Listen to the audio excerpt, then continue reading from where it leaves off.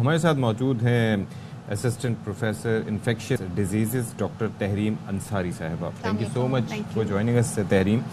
ये मुझे ये ज़रा बताइएगा कि इसकी बेसिकली तो अलामात पे ही हम बात करते हैं, लेकिन सबसे पहले ये क्या स्विमिंग पूल्स में जाने से होता है, वुज़ू करने से होता है? ये बेसिकली मतलब हमारे घरों की टंकी के पानी में भी यही है और स्विमिंग पूल में वहाँ पे भी यही है। ओके सबसे पहले तो थैंक यू कि आपने इतना इम्पॉर्टेंट टॉपिक जो है हॉट टॉपिक भी है। आई थिंक आप लोगों ने इसको उठाया और पब्लिक की अवेयरनेस के लिए काम करें। यस आपके दो सवाल थे इसमें। सो पहला क्वेश्चन तो मैं बाद में आंसर करती हूँ जो अलामात से मुतालिक है, लेकिन ये कहाँ होता है? देखिए ये सॉइल में, पानी में, आपका जो स्प्रिंग वाटर्स हैं, स्विमिंग पूल्स हैं, टैंक के वाटर्स में, shallow water, lakes, river, swimming pools, ये हर जगह मौजूद हो सकता है। ठीक है, एंट्री किस तरह से होता है? अच्छा, इसकी एक ख़ास बात ये है कि जैसे जैसे टेम्परेचर ज़्यादा होता है ना, ये समझते ढीट है इस मामले में कि ये ज़्यादा टेम्परेचर पे सर्वाइव कर लेता है। इवन 42 डिग्रीज कह सकते हैं पाकिस्तानी वायरस भी, बहरहाल but not in that sense survive करता है 42 डिग्री सेंटीग्रेड पे भी या 115 डिग्री फ़ारेनहाइट पे, इससे ज़्यादा टेम्परेचर पे भी। तो इसलिए आप देखेंगे कि जो ज़्यादा केसेस हो रहे होते हैं वो आपके सारे समर में ज़्यादा हो रहे होते हैं जब टेम्परेचर हाई होता है। तो एक तो ये चीज़ होती है। अच्छा, दूसरा ये कि ये एंटर कहाँ से होता है? आपने बिल्कुल सही कहा, ये नोस्ट्रल से एंटर हो रहा होता है हमारी। ख़ासतौर से जब हम नाक में बहुत ज़्यादा पानी अगर चढ़ाते हैं तो उससे ये जाता है अलम, यानी जो बेस ऑफ स्कल पे एक बोन रखी हुई है, इट्स लाइक जहाँ से आपको स्मेल आती है और सब चीज़ें आती हैं, उसको ये क्रॉस करता है and it enters into the brain. और ब्रेन ईटिंग अमीबा इसीलिए कहते हैं कि एक तो ये बहुत जल्दी इन्फेक्ट कर सकता है, डेडली वायरस है, और sorry it's not a virus, deadly amoeba है। सो इट कैन किल।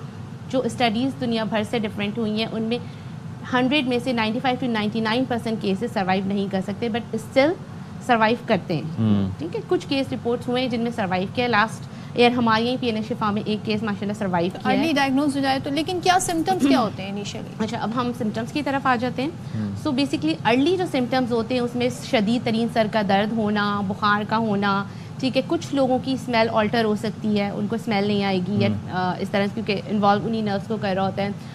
आगे जैसे जैसे डिजीज़ बढ़ती है, हेडेक वर्स होता जाता है, कोमा होता जाता है, झटके लग सकते हैं।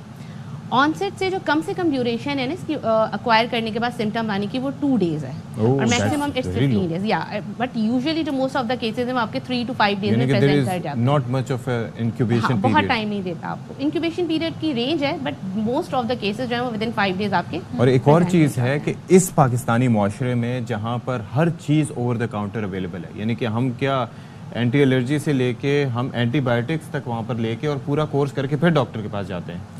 ये एक सेल्फ मेडिकेशन कर रहा है। ये एक रीज़न है कि एक तो ये कि हमारे यहाँ प्राइमरी हेल्थ केयर उतना डेवलप नहीं है जितना होना चाहिए। सो लोग यूजुअली क्वैक्स के पास भी जा रहे होते हैं या होम ट्रीटमेंट कर रहे होते हैं। Availability of antibiotics and antibiotics खुद ही ले लेंगे एग्जैक्टली, तो वो प्रेजेंट भी लेट कर रहे होते हैं बहुत सारी केसेस में। जब 3-4 जगह से हो जाते हैं, जब बिल्कुल कोमाटोज हो जाता है पेशेंट, तो उस वक्त वो फिर किसी टर्शरी केयर में या हॉस्पिटल में जाते हैं। सो यूजुअली जो मेन कॉज ऑफ मोर्टेलिटी है वो अपना एक अमीबा का अपना तो एक अलग है, लेकिन वो लेट प्रेजेंटेशन की वजह से। इसका टेस्ट कोई होता है जब आप किसी डॉक्टर के पास जाएं? यस, इसका टेस्ट देखिए, इसका टेस्ट उस तरह से आप डिटेक्ट नहीं कर सकते। ठीक है, इसके लिए बेसिकली आपको ब्रेन इमेजिंग करवानी होती है देखने के लिए कि कोई बहुत ज़्यादा सूजन तो नहीं हो गई है। एंड देन लंबर पंक्चर एक टेस्ट होता है जिसमें रीढ़ की हड्डी का पानी का टेस्ट। यस, उस पे इसको बिल्कुल अर्ली, अगर आप CSF के अंदर जो रीढ़ की हड्डी का पानी है उसमें ये मोटाइल आपको चलते फिरते नजर आते हैं, लेकिन इसके लिए आपको एक्सपर्टीज़ चाहिए और फ़ौरन देखना होता है ना, उसको हम वेट माउंट कहते हैं। दूसरा इसका PCR अवेलेबल है, बट अगेन वो भी आपके CSF के अंदर ही होता है जो रीढ़ की हड्डी का पानी है। सो इस बेसिस पे इसकी डायग्नोसिस होती है। तो उसको फॉरेन ट्रीटमेंट क्या होता है? इसके लिए देखिए मल्टीपल एंटीबायोटिक्स, एंटीबैक्टीरियल्स भी हैं, एंटी फंगल्स भी हैं, तो ये एक कॉम्बिनेशन होता है 4 to 5 ड्रग्स का।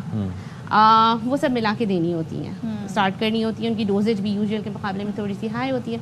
सो वो स्टार्ट करनी होती है। एज सून एज पॉसिबल आप डायग्नोज कर लेंगे, जितनी जल्दी आप ट्रीटमेंट स्टार्ट करेंगे तो कुछ चांसेस आपके सर्वाइवल। आपने कहा कि 2 दिन में तो इसकी अलामात ज़ाहिर होती हैं, फिर वो ज़ाहिर टेस्ट होंगे, डॉक्टर भी टाइम लेगा, और तो कितने दिनों में ट्रीटमेंट, फिर उसके पास टाइम कितना है अब इन 2 दिन 3 दिन के बाद?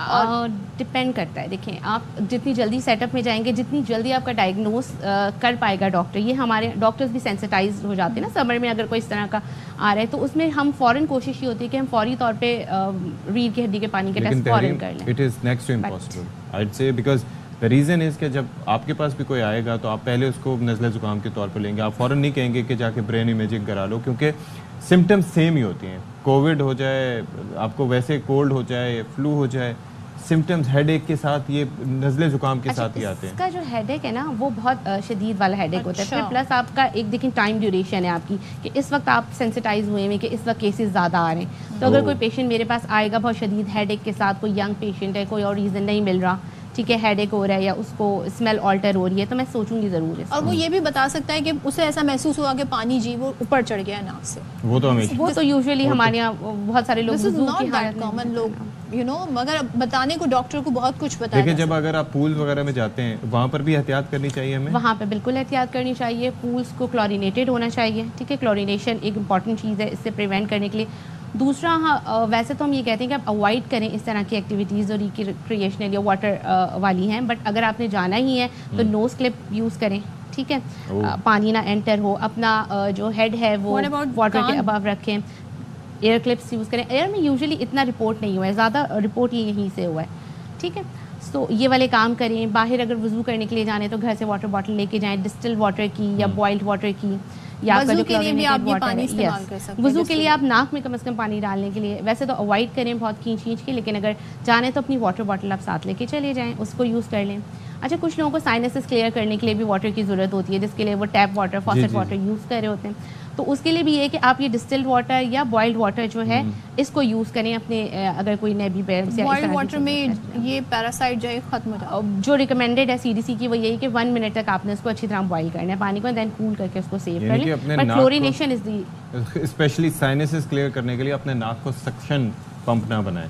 हाँ, बहुत ज़्यादा ना करें, और जो वाटर यूज़ करें उसको डिस्टिल्ड वाटर हो या। वैसे it was a very nice thing to say कि क्लोरिनेटेड वाटर होना चाहिए। हमारे तो पूल्स में अल्लाह माफ़ करे कि मोस्टली यूरिनेटेड पानी ही होता है। सो बी वेरी बहुत कुछ है जो आपके हाइजीन के लिए कर सकते हैं। Thank you so much doctor Tahreem.